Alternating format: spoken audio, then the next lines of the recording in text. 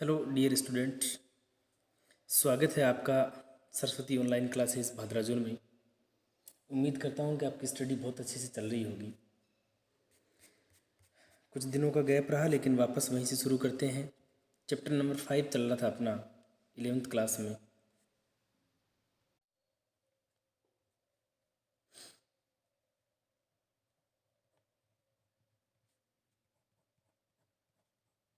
Class 11th science biology, उसमें हम पढ़ रहे थे चैप्टर नंबर 5 और उसका ये आज होगा पार्ट नंबर 10। तो जो 5वां चैप्टर था उसके 9 पार्ट हमने पहले पढ़े थे। आज हम उसका 10वां पार्ट बनाने जा रहे हैं।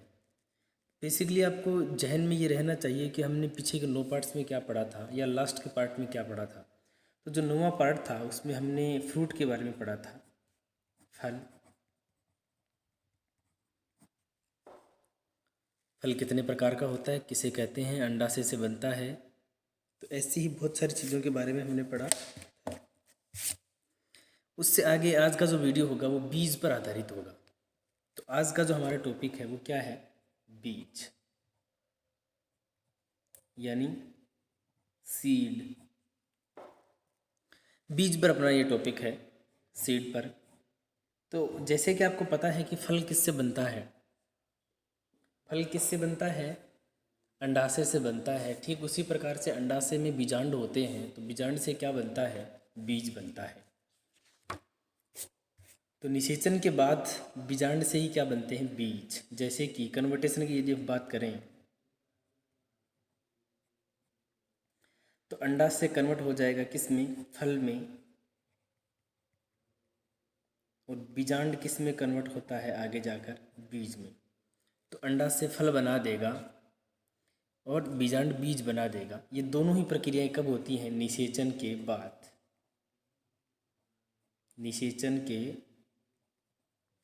निषेचन से पहले ऐसा कुछ नहीं होता। निषेचन के बाद ही अंडाशय फल में कन्वर्ट होता है और निषेचन के बाद ही बीजांड से क्या बनते हैं? बीज बनते हैं। कुछ और भी बहुत सारे अंतर होते हैं। यदि हम अंडाशय की बात करें, बीजांड की बात करें, तो बीजांड के कुछ अध्यावरण भी होते हैं। तो बीजांड की स्ट्रक्चर तो नहीं है यहाँ पर, आपके आगे की पोर्शन में रहेगी, लेकिन फिर भी यहाँ पर ये लिख देते हैं कि बीजांड के बाहर एक अध्यावरण होता है, उसे बाह्य अध्यावरण कहते हैं।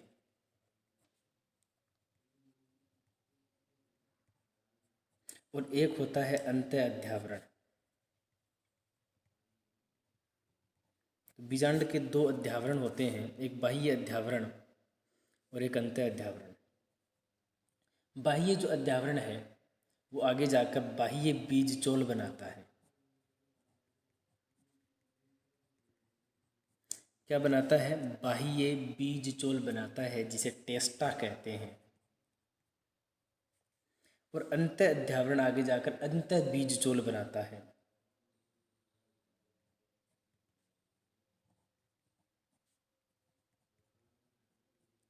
जिसे टैगमैन कहते हैं।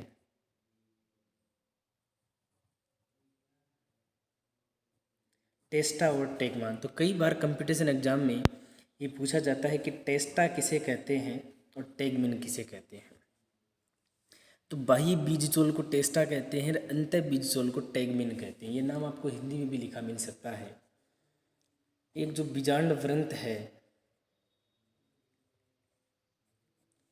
ये नष्ट हो जाता है, ये आगे जाकर नष्ट या कुछ में ये बीज व्रंत भी बन जाता। बीजांडकाय भी नष्ट हो जाता है और किसी में बच जाता है तो फिर वो परिभ्रूणपोष बना लेता है।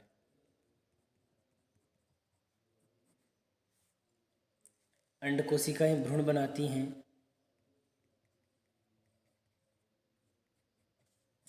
अंड कोशिका आगे जाकर भ्रूण बनाती है। ये कुछ चेंजेज होते हैं सामान्यतः। जब निषेचन होता है तो निषेचन के बाद में ये परिवर्तन होते हैं। तो आप नया टॉपिक बनाकर लिख सकते हो, निषेचन के बाद होने वाले परिवर्तन। उसमें देखो अंडाशय है वो किस में कन्वर्ट हो जाएगा, फल में। अंडाशय फल में बदल जाता है, बीजांड बीज में बदल जाता है। और बीजांड की कुछ संरचनाएं हैं, बीजांड से ही समझते हैं सारी बातें। बीजांड के एक बाहर अध्यावरण होता है, उसे बाह्य अध्यावरण कहते हैं। वो बाह्य बीजचोल में यानी टेस्टा में बदलता है। बीजांड का अंत्य अध्यावरण अंत्य बीजचोल यानी टेगमिन में बदलता है। बीजांड वृंत नष्ट हो जाता है या बीज वृंत के रूप में रहता है कुछ में।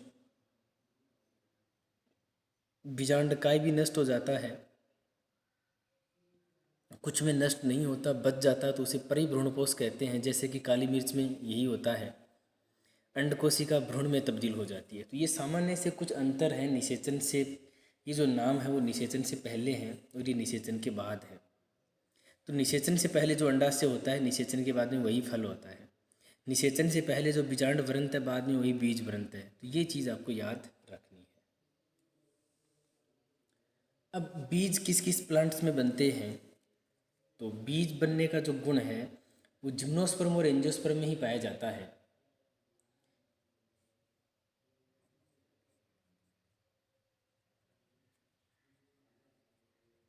जिम्नोस्पर्म और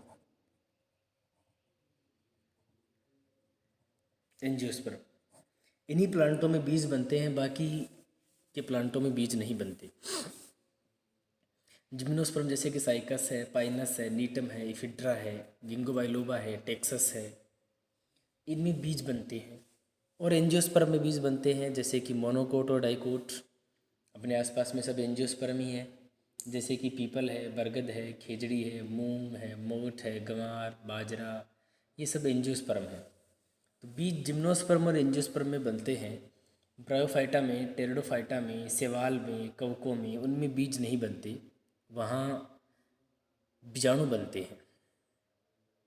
तो पहले की क्लासों में जब हमने क्लासिफिकेशन पढ़ा था तो उन पर भी हमने चर्चा की थी कि बीज किस में बनते हैं। तो बीज जिम्नोस्पर्म और एंजियोस्पर्म में ही बनते हैं, बाकी में बीजाणु बनते हैं। तो निषेचन के बाद बीजांड से ही क्या बनते हैं, बीज बनते हैं। तो ये एक बहुत अच्छी बात है, आपको याद रखनी है। यहीं से आगे का कार्यक्रम पूरा शुरू करते हैं। तो बीज इन दो प्लांटों में बनते हैं, मतलब दो प्लांट ग्रुप की बात की जा रही है। ये वैसे कि फेनेरोगेम्स हैं, इन्हें फेनेरोगेम्स कहा जाता है। फूलीय पौधे या पुष्पीय पौधे फेनेरोगेम्स, पुष्पोद्भिद, जिनमें पुष्प आते हैं, तभी तो सारे फूल बनेंगे, तभी फल बनेंगे। तब इससे आगे का कार्यक्रम हम शुरू करते हैं कि बीज है क्या। तो वास्तव में बीज की क्या परिभाषा है। निषेचन के पश्चात बीजांड का परिवर्तित रूप ही बीज कहलाता है। अब एक बीज में होगा क्या, उसकी संरचना के बारे में पढ़ते हैं। तो एक बीज में कौन कौन सी चीज़ें होती हैं वो पढ़ते हैं। तो मोस्टली यदि हम बीज की बात करें तो बीज दो ही प्रकार के मान लेते हैं एंजियोस्पर्म में, एक मोनोकोट का बीज और दूसरा डाइकोट का बीज। तो बीज कितने मान लिए हम, एक तो डाइकोट का सीड और दूसरा हम ले लेते हैं मोनोकोट का सीड। एक मोनोकोट सीड हो गया और दूसरा डाइकोट सीड हो गया। डाइकोट सीड यानी द्विबीजपत्री,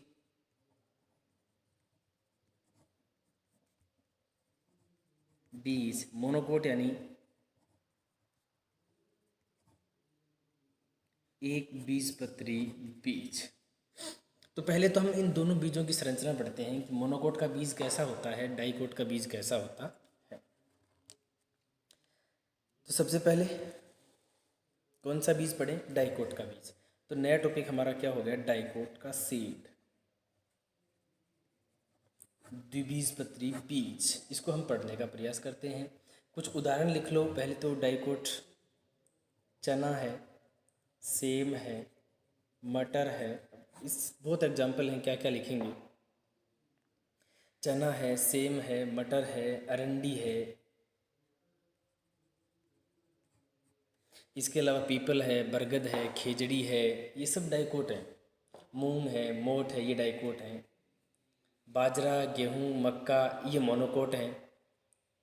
तो जैसे कि सिंपल यदि हम चने की बात करें, ग्राम, GRAM, ग्राम यानी चना। चने का बोटनिकल नाम चने का वानस्पतिक नाम साइसर एरिटीनम। एरिटीनम,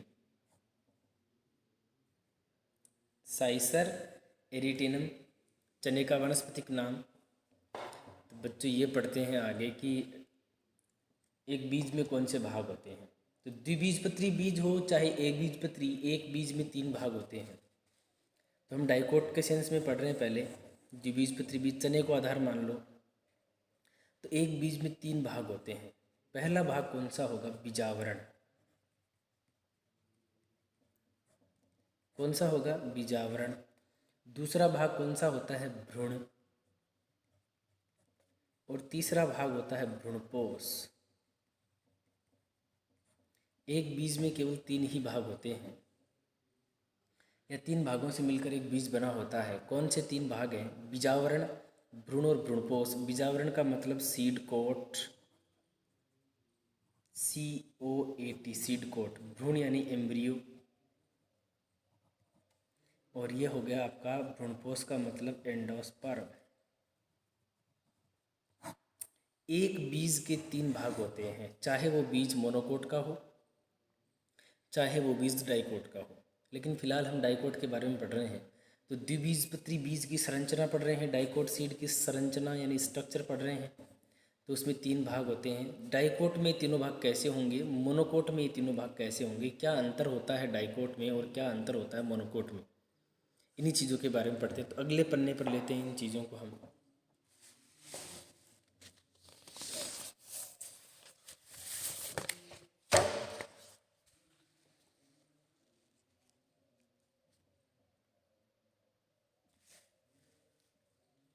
चलिए, यहाँ हम लिखने का प्रयास कर रहे हैं एक डाइकोट सीड की स्ट्रक्चर। तो जो डाइकोट सीड है उसकी स्ट्रक्चर पढ़ रहे हैं हम। तो पहला कौन सा भाग हो गया उसका? बीजावरण।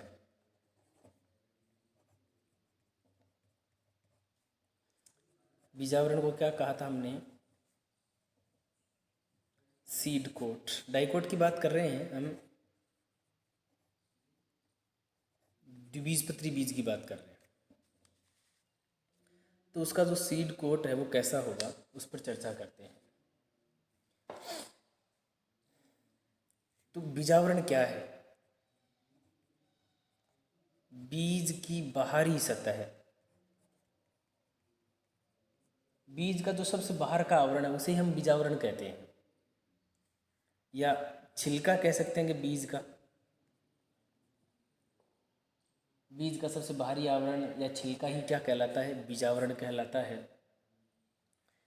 इसमें 2 भाग होते हैं। एक तो इसमें बाह्य बीज चोल होगा जो अलग हो जाता है, और दूसरा होगा अंतः बीज चोल। 2 प्रकार के बीज चोल हो गए, मैंने आपको पहले ही बताया था।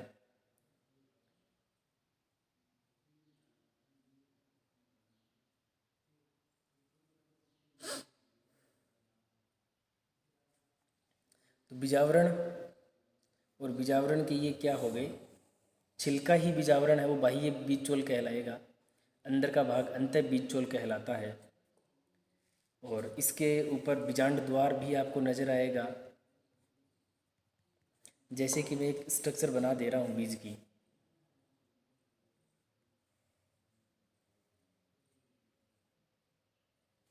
चना ऐसा ही होता है, ये चना है। तो ये इसका जो आवरण है ना, ये बाहर वाली ये परत, ये बीजावरण है। और यहाँ इसके क्या है? बीजांड द्वार। सिंपल से तरीके से समझने के लिए बनाया केवल। तो बाह्य बीज चोल और अंतः बीज चोल हमने पढ़ा है। प्रत्येक बीज में एक छोटा सा छिद्र होता है, अपन जिसे बीजांड द्वार भी कहते हैं। इसी स्थान से इसमें भ्रूण जुड़ा रहता है। तो एक भाग तो कौन सा पढ़ लिया हमने? बीजावरण का। और दूसरा भाग हम यहाँ एम्ब्रियो का बनाते हैं, भ्रूण का।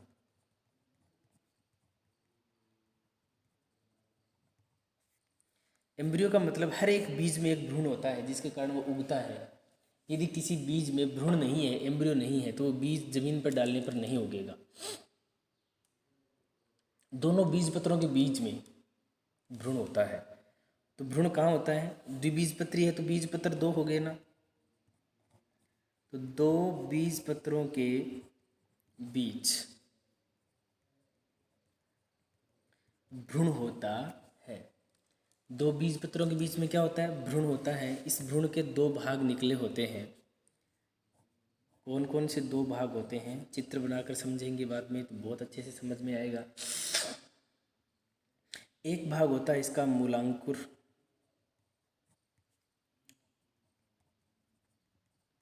और दूसरा भाग होता है प्रांकुर। मूलांकुर और प्रांकुर, तो इसको कहते हैं रेडिकल, और जो प्रांकुर है उसे प्लूमूल कहते हैं। प्लूमूल और रेडिकल। आगे जाकर जब बीज को मिट्टी में डालेंगे तो मूलांकुर से क्या बनेगी? जड़ या मूल बनेगी, और प्रांकुर से आगे जाकर क्या बनेगा? तना बनेगा, जिसे आप पर्रोह भी कह सकते हैं। पर्रोह या तना बनेगा, तो नया पेड़ बनेगा। बीज से ही तो नया पेड़ बनता है। और बीज से नया पेड़ कब बनता है? बीज के अंदर क्या होते हैं? भ्रूण होता है, उसकी वजह से ही नए पेड़ उगते हैं या बनते हैं। यदि बीज में भ्रूण नहीं होगा तो नए पेड़ नहीं उगेंगे।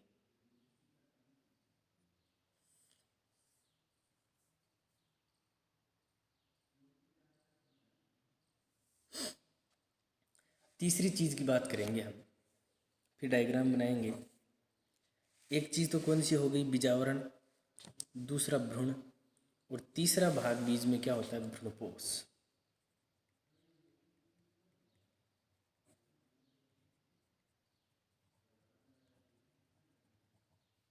एंडोस्पर्म।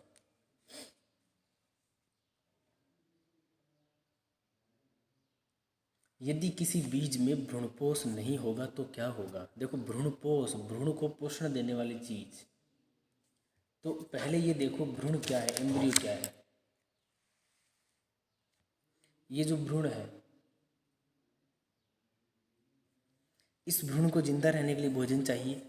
तो भ्रूण को जिंदा रहने के लिए भोजन जो मिलेगा वही भ्रूणपोष है।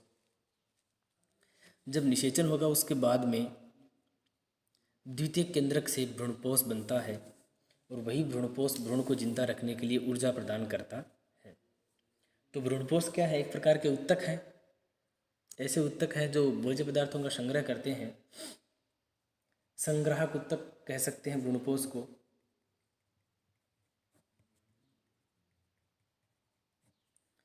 भ्रूणपोष एक प्रकार के संग्राहक उत्तक होते हैं जो त्रिगुणित होते हैं। त्रिगुणित का मतलब 3n कंडीशन में ट्रिप्लॉइड कह सकते हो आप। निषेचन के बाद बनता है। एंजियोस्पर्म में भ्रूणपोष, हमेशा याद रखना। एंजियोस्पर्म में भ्रूणपोष निषेचन के बाद बनता है, और जिम्नोस्पर्म में निषेचन से पहले बन जाता है। तो लिख सकते हो भ्रूणपोष का निर्माण कब होगा? निषेचन के बाद। किसमें? कैसे प्लांट में? एंजियोस्पर्म में। और जिम्नोस्पर्म में क्या होगा?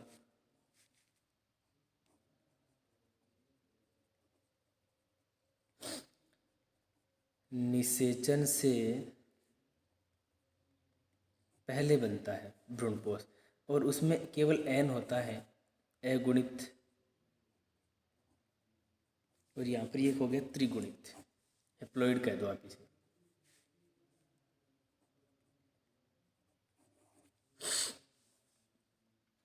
किसी प्रकार की कोई दिक्कत शायद नहीं होगी। तो 3 प्रकार की चीज़ें बनती हैं एक बीज में। यदि हम डाइकोट की बात करें तो उसमें 3 चीज़ें होती हैं। एक बीजावरण है, दूसरा भ्रूण है, और तीसरा भ्रूणपोष। तो भ्रूण को जिंदा रखने के लिए भ्रूणपोष चाहिए। ये 2 चीज़ें अंदर होंगी, और इन दोनों चीज़ों के बाहर का जो आवरण है ये क्या है? ये बीजावरण है। तो इसके अंदर भ्रूण होगा, और उस भ्रूण को जिंदा रखने के लिए यहाँ पर क्या होगा? भ्रूणपोष होगा। ये तो होगी सिंपल सी और साधारण सी बात, कोई दिक्कत नहीं। अब हम पढ़ते हैं इसकी स्ट्रक्चर। एक डायग्राम तो हमने वो बनाया है, यहीं पर लिख लीजिए। यदि आप इसको भ्रूण मान रहे हैं तो इसे क्या मान लीजिए, भ्रूणपोष। तो ये तो हो गया आपका बीजावरण, ये भ्रूण और ये भ्रूणपोष, तीन ही हो गए। अब इसकी सेक्शन कटिंग का डायग्राम भी देख लेते हैं।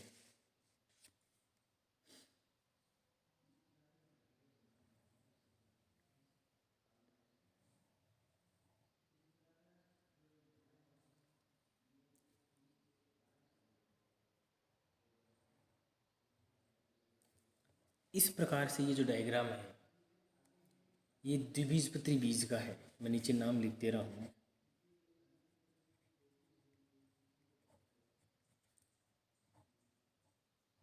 द्विबीजपत्री जो बीज है उसका चित्र है। तो उसमें एक और एक, ये जब देखो जैसे वो चने का जो बीज होता है, चने के बीज को आप खोलो, ओपन करो तो उसके दो भाग अलग अलग हो जाते हैं, तो वैसा ही मैंने बनाया है। तो ये तो इसका क्या हो गया, बीजपत्र, और ये भी क्या हो गया, बीजपत्र। कितने बीजपत्र हो गए, दो बीजपत्र हैं, तभी तो इसको द्विबीजपत्री कहते हैं। अब इसमें देखो ये ऊपर वाला भाग इसका प्रांकुर का है और नीचे वाला भाग मूलांकुर का है। तो मूलांकुर और प्रांकुर का पता चल गया आपको। मूलांकुर मूल बनाएगा, जैसे ही इस बीज को मिट्टी में डालोगे दो जगह हो जाएगा। प्रांकुर से क्या निकलता है, यहाँ पर इसका यही तो भ्रूण है और यहाँ पर क्या है, भ्रूणपोष है। तो प्रांकुर से क्या बन जाएगा, ऊपर का तना बनेगा, पत्तियाँ लगेंगी, और मूलांकुर से क्या बनेगा, मूल बनेगा, इसकी जड़ बनेगी और पूरा नीचे का भाग। तो ये आपका एक डाइकोट का सीड हो गया। इसमें कितने भाग हुए, 3। किसी भी बीज में, चाहे वो एक बीजपत्री का हो चाहे वो द्विबीजपत्री बीज हो, उसके अंदर कितने भाग होते हैं, 3 भाग होते हैं। दोबारा से मैं रिवाइज करके यहाँ पर लिख दे रहा हूँ कंटिन्यू। एक बीज के 3 ही भाग होते हैं। पहला उसके बाहर का आवरण, जिसे अपन क्या कहते हैं, बीजावरण कहते हैं। दूसरा उसका भाग भ्रूण, और तीसरा उसका भाग क्या है, भ्रूणपोष। ये 3 चीज़ आप याद रखना, एक बीज में ये 3 ही चीज़ होती हैं। तो डियर स्टूडेंट्स, मेरे हिसाब से ये जो डाइकोट सीड है वो आपके क्लियर हो गया। कुछ एग्जाम्पल याद करने हैं आपको, तो दोबारा से सारी चीज़ों को एक बार क्लियर करके देख लो। ये डाइकोट का सीड है। ये भ्रूण से संबंधित हमने बात की थी कि भ्रूणपोष कब बनता है, एंजियोस्पर्म निषेचन के बाद और जिम्नोस्पर्म निषेचन से पहले बन जाता है। एम्ब्रियो के बारे में बताया मैंने, बीजावरण के बारे में बताया, और शुरुआत में जो बात थी उसको दोबारा से एक बार देख लीजिए। हमने बीज के बारे में, इनका आप वीडियो को पॉज कर लो, फिर लिख लीजिए या स्क्रीनशॉट लेके, एज यू विश, जैसा आप करना चाहो। ये जो बातें बताई थी इसको एक बार पुनः रिवीजन कर लीजिए, जो इम्पोर्टेंट बातें हैं। चने का बॉटनिकल नाम है, ये मैंने आपको बताया था कि 3 पार्ट्स बेसिकली होते ही होते हैं इसमें। तो बहुत महत्वपूर्ण है ये परीक्षा की दृष्टि से देखा जाए तो। ये सारी चीज़ें हैं, इम्पोर्टेंट तरीके से आपको आनी चाहिए। अच्छे से आप नोट्स बनाते रहिए, साथ साथ में इन चीज़ों को रिवीजन करते रहिए। मूलांकुर क्या है, प्रांकुर क्या है, कहाँ पर काम करता है, ये सारी चीज़ें आप ना अच्छे से नोट करें। डायग्राम भी बना लीजिए। बीज पत्र को हम कोटिलेडन कहते हैं, याद रखना, अंग्रेजी में कोटिलेडन को बीज पत्र, इसलिए जिसमें 2 कोटिलेडन है वो डाइकोटिलेडन, 1 कोटिलेडन है वो मोनोकोटिलेडन, एक बीजपत्री और द्विबीजपत्री। तो डियर स्टूडेंट, आज की क्लास में हमारा चैप्टर नंबर 5 बायोलॉजी का जो था 11th क्लास की, उसका ये 10वां पार्ट था। उसमें हमने फल पहले पढ़ा था, आज के चैप्टर में हम बीज पढ़ रहे हैं। तो इस बीज के चक्कर में हमने केवल डाइकोट का सीड पढ़ा है, द्विबीजपत्री बीज पढ़ा है। अगले पार्ट्स में हम एक बीजपत्री बीज की संरचना का अवलोकन करेंगे और कुछ और चीज़ों के बारे में भी अध्ययन करेंगे। तो डियर स्टूडेंट्स, लगातार बने रहिए, इनको देखते रहिए। Thanks, bye and best of luck.